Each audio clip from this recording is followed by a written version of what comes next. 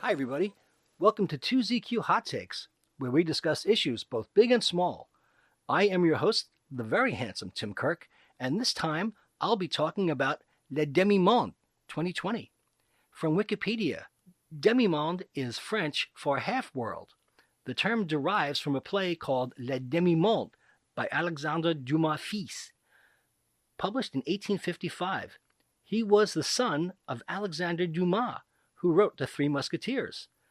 The play dealt with the way that prostitution at that time threatened the institution of marriage. The Demimonde was a world occupied by elite men and the women who entertained them and whom they kept. The pleasure-loving and dangerous world Dumas immortalized in the novel La Dame aux Camélias and its many adaptations.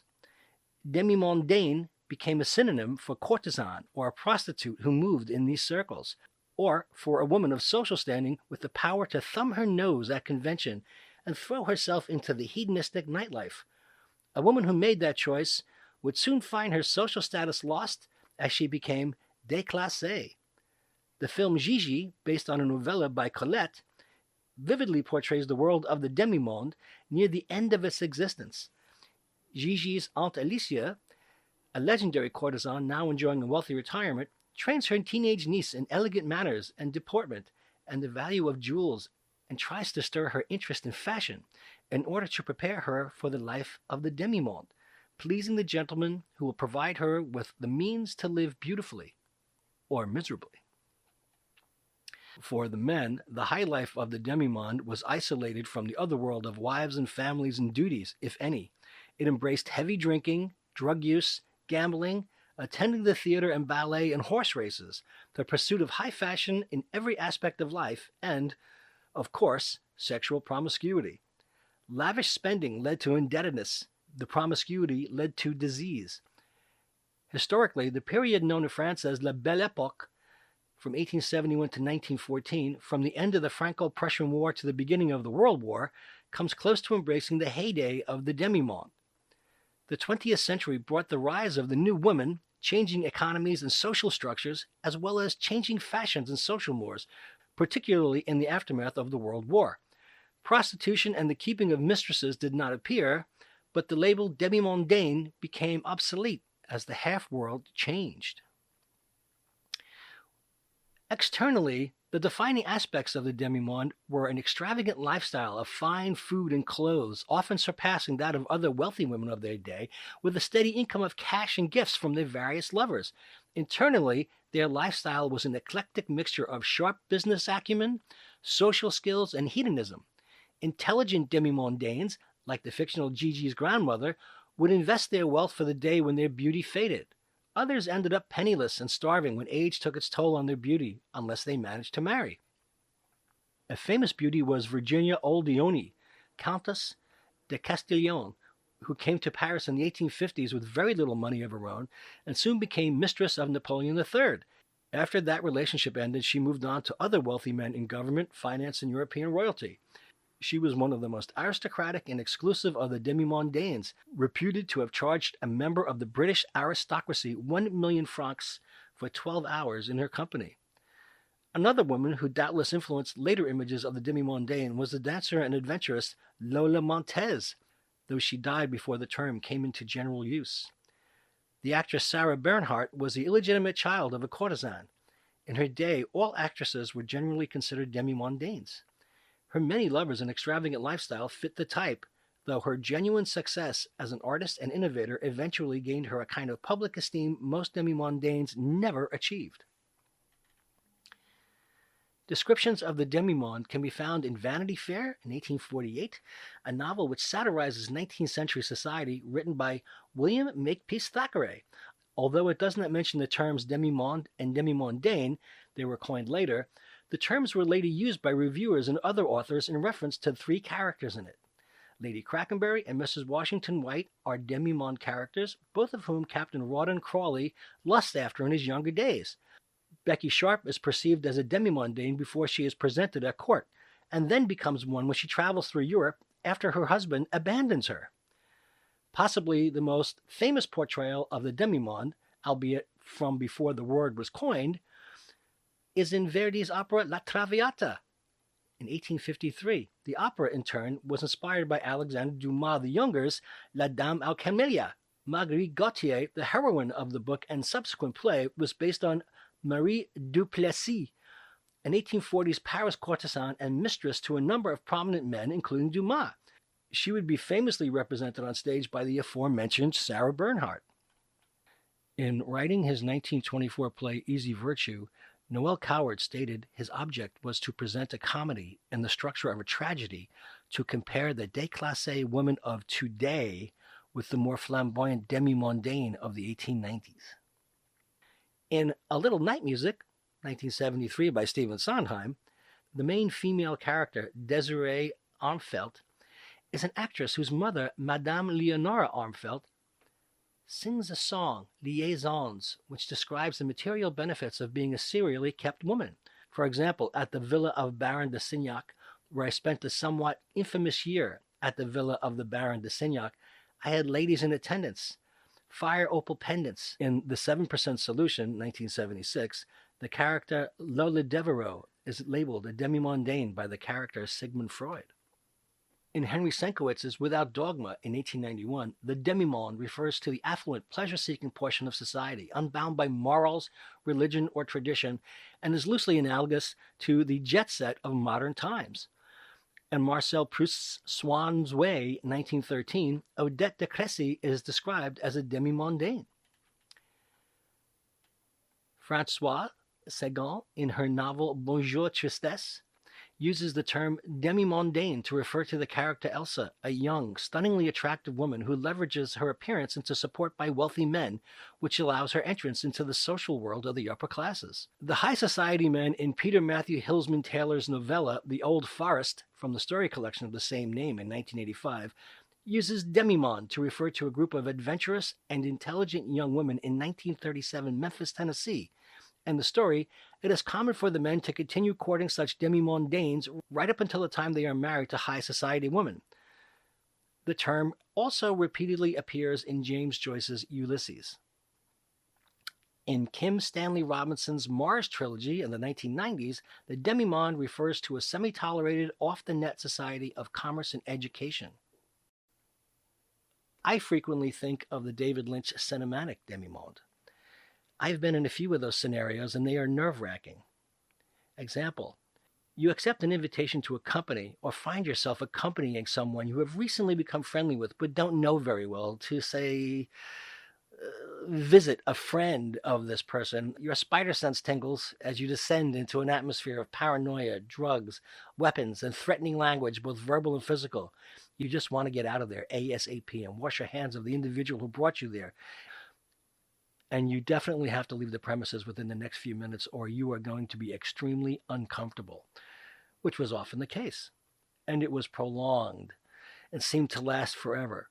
And your friend, who you will now keep your distance from, is somewhat nonplussed at your discomfort, as if this unseemly melodrama is part and parcel of everyday living, which it most certainly is not, for you anyway. Or, in another scenario, you go out after work with some of the crew, and one guy insists that you accompany him to a party or to meet a connection for whatever reason, and it becomes clear that these people do not operate under the scrutiny of bright lights. They live in the shadows. And somewhat mutually exclusively, I never even knew about the after-hours lifestyle that existed in the suburbs while I was living there until I happened by chance to hit a vein with a few coworkers and found myself at places I did not know, I didn't know existed, and did not enjoy. But they were hiding in plain sight, and the people who populated them were people the likes of whom I had not been aware of, urban or suburban.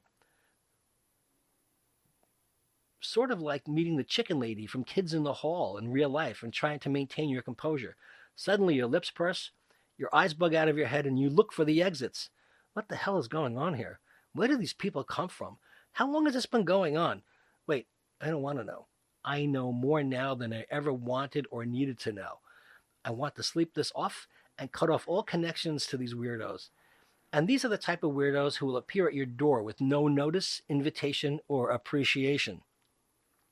and also people I thought I knew, and suddenly see a completely different aspect of who are familiar and comfortable with sketchy types and had a titanic ability to consume harmful substances. Their personality alters, and you suddenly question your relationship with this person.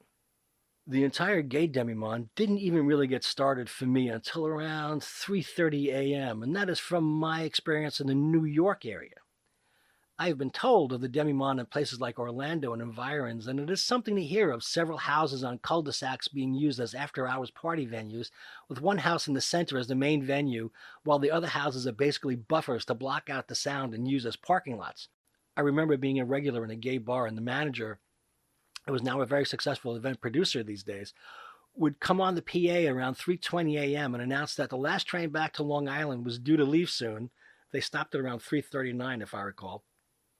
And people would scatter. Then he would say something about last call, because on top of closing for the night, he knew very well that many of us who were still hanging around would be making our way to an after-hours club. And if we wanted to keep on drinking, we needed to say goodnight, get to a deli before 4 a.m., buy our tall boys, gain entrance into the after-hours club, and check your beer with the bartender at the after-hours club. The process was you bought your own, checked it along with anything else you wanted. Often with many guys, it was articles of clothing and personal effects. They kept tabs on it, and you tipped them as if you were buying drinks whenever you got another beer until it was gone. The sun was warm many a morning after leaving a crowded after-hours club in the meatpacking district. And I am no saint, but I am also able to at least recognize, after enough, shall I say, experimentation, that I am not cut out for that specifically hardcore side of life. I've had my share, well, a few other people's too, of what I refer to as experiences in the gay Demimonde, but like everything else, you need to regain and maintain your grasp of reality, or it will slip away, as I spoke of in my pod, 2ZQHT66, the Crystal Crisis Remix. And that was just the gay stuff. Now, the illegal casinos in New York, again, with the devil worshippers, the brothels all over the place, including our building, and of course, drugs. There are very many apocryphal stories about the Demimonde, and I have unintentionally observed a suburban Blue Velvet-esque existence, have encountered a few Frank Buck types in unnerving scenarios, and had friends who lost their way, took to drugs and crime, and ultimately met their doom after years of substance abuse and antisocial behavior in the frankly quite disturbing Demimonde of drug-induced insanity. All the while living a middle-class suburban life, and the disparity between the idealized tract homes with manicured lawns, swimming pools, and rec rooms with draft beer and big-screen TVs, or what they passed for in those days, makes the contrast even more stark than they are with regards to the urban landscape, where you are much less likely to see exactly how people live. Or it is an in and out thing because there are other places you could go to instead of your tiny little flat. I have personally made it a policy to avoid people after I have seen the way they live, when it is apparent they are not concerned with a number of the basics and instead focus on satisfying immediate desires and indulgences over matters like using Windex and dusting and vacuuming and practical stuff. I do think the urban experience feels more like a part of a continuum that confirms what you might have already perceived, rather than a trip to an alternate reality that you might find in the suburban landscape. The ever-present threat of deathly violence is right next to a lot of this stuff too, urban or suburban. And we turn a blind eye to it because it is easier than dealing with that threat. We just kid ourselves and think it is all pulp fiction, but it is real. It's edgy, not malignant. It's cool, not stupid. It's just a kid's game, not pathologically insane. It's just that weirdo, not a network of sickos. It's just harmless self-indulgent. We all need a release valve, just a bit of illicit fun to spice up our lives, not a dangerous foray into an environment full of treachery and deceit. It's right there. But we only think of it as we decide we want or need it, and not a 24/7 operation that potentially undermines the stability of day-to-day living or lowers the standards of day-to-day living. Your oddball neighbor, the mysterious apartment with the numerous silent visitors all day and all night, the completely unfamiliar strangers appearing in the foyer or hallways of your building day after day who are not delivering any packages or food. The thing is, it exists in plain sight, and we tend to gloss over it. Excuse common sense responses to it as emotional. You have undealt with issues. It's an exaggeration or some sort of reactionary politics, like people who freak out over trick-or-treating by claiming that it is the devil's work and we are pawns of Satan, or that buying Molly or the occasional bump isn't doing any harm to anyone. Don't freak out about it. Chill out, man. It's cool. Is it? And the drugs thing. We had a next-door neighbor who dealt drugs, and his door opened and closed about 50 times a day. I don't know about you, but I don't know anybody who ever lived in a fifth-floor walk-up who had that many friends. The experience was horrific, drawn out, and ultimately unpleasant, to say the least. The druggies and their acquaintances make it a point to observe the comings and goings of people, both the drug dealers and their neighbors, and know the rhythms of life that they live by. They look at the locks, cameras, security features, and make note of them. They see how you dress. They notice any rings you wear. They see how you groom. If you look fancy, you are probably a target, and you just shrug them off as someone you see or meet in passing. But no. They want drugs, money, and don't care what they have to do to get them. They do, however, follow the path of least resistance to get them, and that can include weapons and violence, whatever is more expedient. I speak from firsthand experience. These are people who have either never been exposed to, never embraced, or have just forsaken all pretense of positive social interaction. Life has been reduced to urges, physical and psychological addictions, and delusional beliefs. They have dispensed with the proprieties, and they exist alongside us. I literally had friends who I lost contact with over the years, and when I came upon them by chance, was startled at their decline as human beings. I once knew bright, motivated, socially engaging people who had become addicts, who dismissed their situation as at least not being in jail. Oh boy. Or, more dastardly, nonchalantly explained to me their MO of robbing their suburban neighbors. They knew when people were going out for the evening or out of town by observation, word of mouth from their partners in crime, and or even listening in on relatives' conversations. Were familiar with most houses' layouts and understood that people kept their jewelry in their bedrooms, other items usually kept in predictable locations, and proceeded to gain entrance through back doors or side windows or basement entrances while the neighbors were distracted, and robbed these houses blind. They would proceed to a fence, usually in Brooklyn, sell the gold chains, watches, rings, and whatever else they got their grubby hands on for drugs, and take those drugs and more that completely disassociated them from reality. Codeine, opium, methadone, heroin, crystal, you name it, on top of acid, booze, weed, cocaine, and anything else they could use to simultaneously stimulate themselves to keep the party going and numb themselves from the world around them. And all this time I am with them, I am hearing the theme from The Twilight Zone playing in my head, and I am thinking as hard as I can to come up with excuses to extricate myself from this chance meeting and avoid them like the plague going forward. I have since learned that virtually all of them met their demise from drug abuse or the consequences of drug abuse. And I do recall being brought to the homes of people who literally lived on the wrong side of the tracks. And when you got there, there was clearly no adult supervision, as in the adults had abdicated any responsibility whatsoever. Everything from illegal, dangerous animals indiscreetly, unsafely caged and kept to be sold to illegal animal dealers, they really do exist, not just the Tiger King, to unmaintained dumps of houses on dead ends with broken windows, cracked, crumbling concrete driveways, damaged, punched-through sheetrock interior walls, broken appliances and plumbing, shot-up interiors, collapsing garages, unmowed, mostly crabgrass lawns, peeling paint, and just a slew of red flags that say, "Do not enter." But they are right there in that neighborhood. And the property value suffers, as does the quality of life. But not in your neighborhood. No, sir. Imagine being reduced to a life of crime just to get high. One or two of them has sobered up and regained control of their lives, and I applaud them for doing so.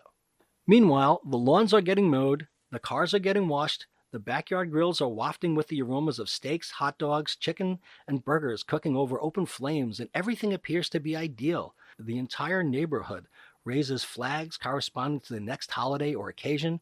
There are adornments on the facades to signify a life moment like a graduation or a religious ritual or an event of some kind. And your fit, attractive, influential urban neighbors are coming and going to and from the gym and the hot spots they take their Instas at. And maybe, just maybe, it is supposed to have that duality. What do I know?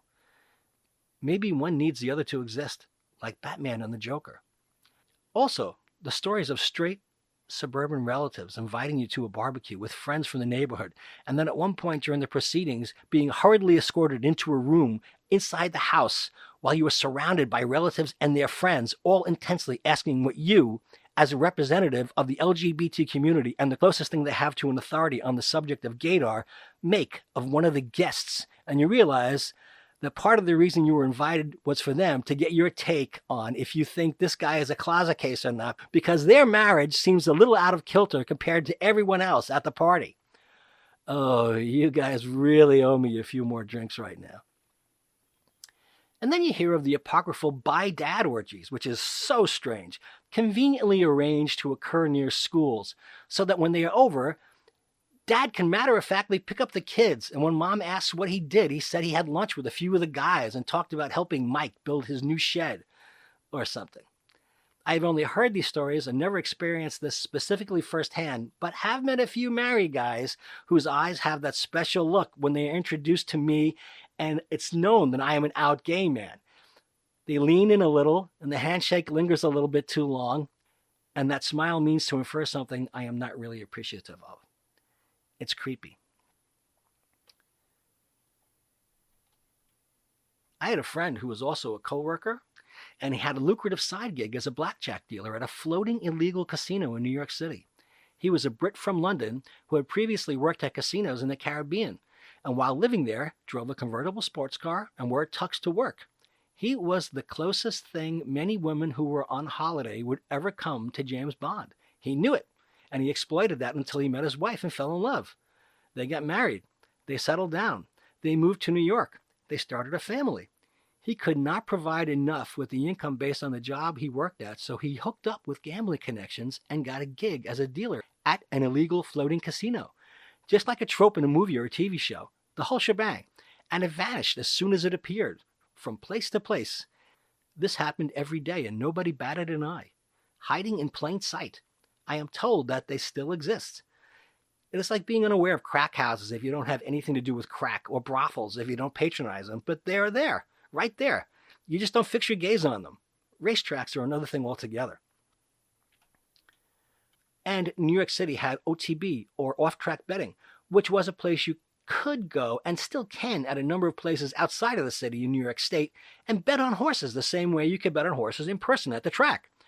The track was and is always something else. The people you see at the track are like no other people you see anywhere, except OTB, which for the most part has been shut down in New York City.